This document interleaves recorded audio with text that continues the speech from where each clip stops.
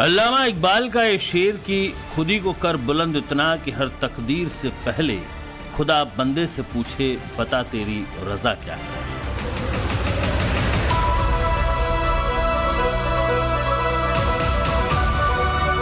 महाराष्ट्र की सियासत में एक बार फिर धूमकेतु की तरह चमकते सितारे देवेंद्र फडणवीस पर यह शेर सटीक बैठता है।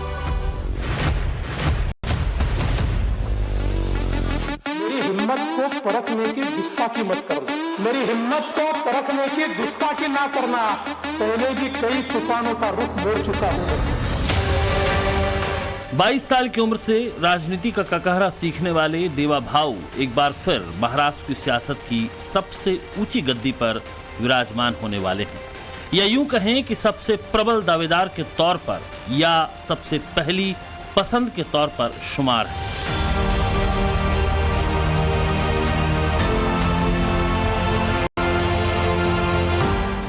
अगर महाराष्ट्र की सियासत में सब कुछ वैसा ही रहा जैसा दिख रहा है, तो देवा भाऊ की खींची हुई लक्ष्मण रेखा को कोई और चेहरा पार कर जाए ऐसा संभव नहीं।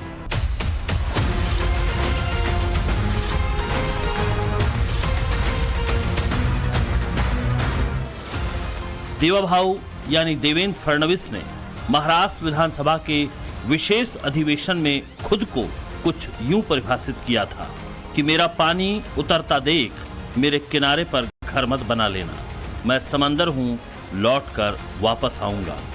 मेरा पानी उतरता देख मेरे किनारे पर घर मत बसा लेना, मैं समंदर हूं लौट कर वापस आऊंगा। 1 दिसंबर 2019 की वो तारीख थी और ठीक 5 साल बाद देवेंद्र फडणवीस महाराष्ट्र की राजनीति के जिस शिखर के करीब खड़े हैं, वो बताता है कि देवेंद्र फडणवीस को सियासी तौर पर जिन लोगों ने हल्के में लिया, वो अब गहरे समंदर में गोते खा रहे हैं। चाहे वो उद्धव ठाकरे हो या कांग्रेस हो या महाराष्ट्र की राजनीति के चाणक्य कहे जाने वाले शरद पवार हो।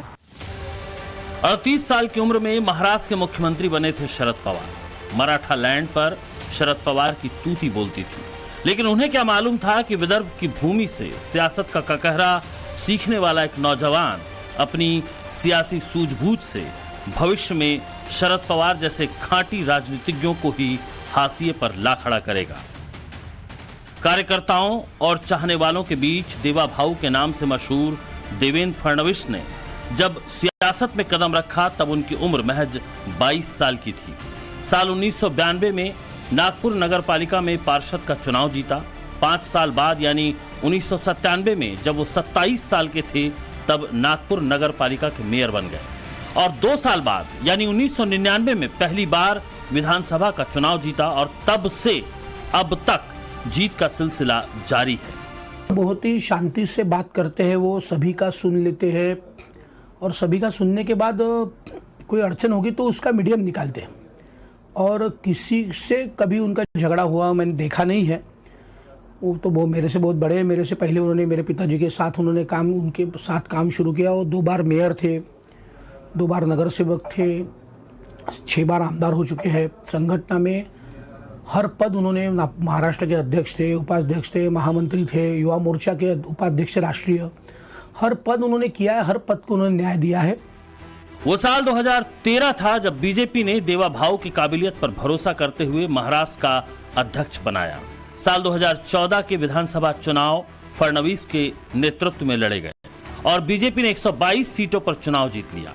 बीजेपी ने 63 सीटों पर चुनाव जीतने वाली शिवसेना से हाथ मिलाया और महाराष्ट्र में गठबंधन की सरकार बनाई। देवेंद्र फडणवीस पहली बार 44 साल की उम्र में महाराष्ट्र की सियासत के शिखर पर मुख्यमंत्री बनकर उभरे। हमारे दिल के मुख्यमंत्री हुए, जिन्होंने 5 साल बहुत अच्छा काम किया। उसके बाद 2.5 साल महाविकास आघाड़ी को मिले, उसके बाद फिर महायुति को मिले, उप मुख्यमंत्री बने। जिस भी पद पर वो गए उस पद को उन्होंने न्याय दिया है। उन्होंने अपनी वार्ड के अध्यक्ष, युवा मोर्चा अध्यक्ष से कार्य करनी शुरू की और आज वो महाराष्ट्र के सबसे सफल नेता हैं। देवेंद्र फडणवीस महाराष्ट्र के दूसरे सबसे युवा सीएम बने, क्योंकि पहले का रिकॉर्ड शरद पवार के नाम चस्पा था, जिन्होंने 1978 में 38 साल की उम्र में युवा मुख्यमंत्री की शपथ ली थी। हालांकि देवेंद्र फडणवीस 2019 में दूसरी बार सीएम बने, लेकिन उनका दूसरा कार्यकाल महज 80 घंटे का रहा। 2 बार मुख्यमंत्री और 2.5 साल के लिए उप मुख्यमंत्री। कितना मुश्किल होता है मुख्यमंत्री बनने के बाद उप मुख्यमंत्री का दायित्व संभालना, ये देवेंद्र फडणवीस से बेहतर भला कौन जान सकता है। लेकिन हंसते मुस्कुराते देवेंद्र फडणवीस ने उस जिम्मेदारी को भी बखूबी निभाया। लोगों को पता है देवेंद्र जी के साथ बहुत बड़ा अन्याय हुआ है। पिछले 2.5 साल से अलग अलग तरीके से उनको बदनाम किया जा रहा था, अलग अलग तरीके से उनको टारगेट किया जा रहा था। तभी सभी लोगों ने उनको बहुत बड़ा समर्थन दिया है। हर हालात में खुद को ढाल लेने की कला देवेंद्र फडणवीस में है और उनकी इसी खूबी के कायल हैं लोग। उन्हें जानने और मानने वाले कहते हैं कि देवेंद्र फडणवीस जिस भी पद पर रहे, उन्होंने हर पद को उसकी गरिमा के साथ न्याय दिया। एकदम शांत और सभी पदों को न्याय देने वाला आदमी, किसी भी पद पर फिट होने वाला आदमी। विरोधी पक्ष नेता थे तो उस पद को न्याय दिया, उप मुख्यमंत्री थे तो सबको साथ लेकर चले। युति माननीय एकनाथ शिंदे, माननीय अजित पवार, इन दोनों के पार्टी को साथ लेकर चले। न सिर्फ चले बल्कि बीजेपी ग्राउंड लेवल पर कैसे मजबूत होगी, इस पर वो लगातार काम करते रहे। उन्हें वापस आना था और इसकी जिद उन्होंने अंदर ही अंदर पाल रखी थी। महाराष्ट्र के सियासी महाभारत में ही देख लीजिए, मोदी, योगी और शाह के बाद सबसे ज्यादा स्ट्राइक रेट देवेंद्र फडणवीस का था।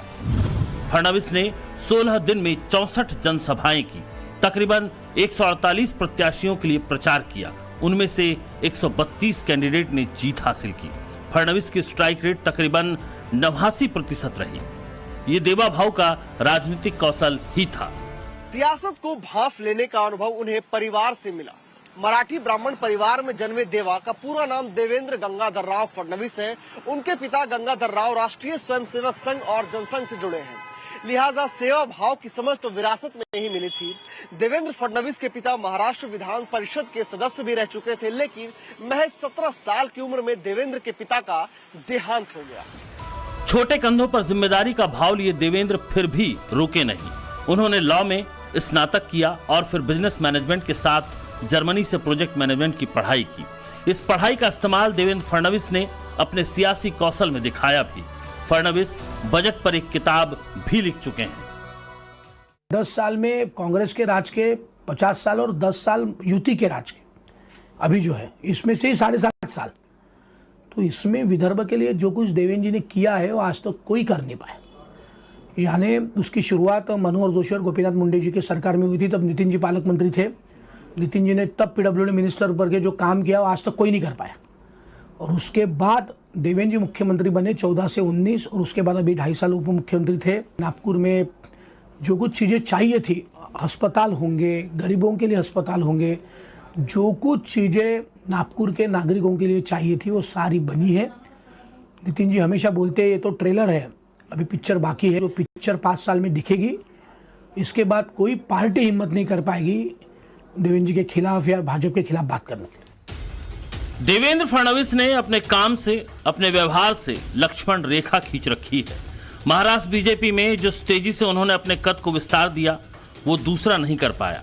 दरअसल महाराष्ट्र में विदर्भ का बोलबाला है।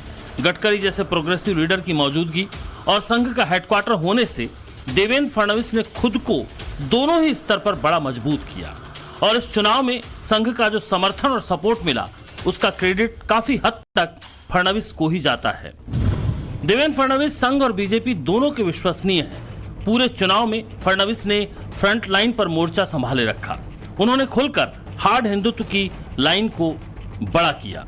मुझे याद दिलाना पड़ता है, रजाकारों की धरती नहीं है ये, धरती छत्रपति शिवाजी महाराज की है, ये हमारे पुरखों की धरती है।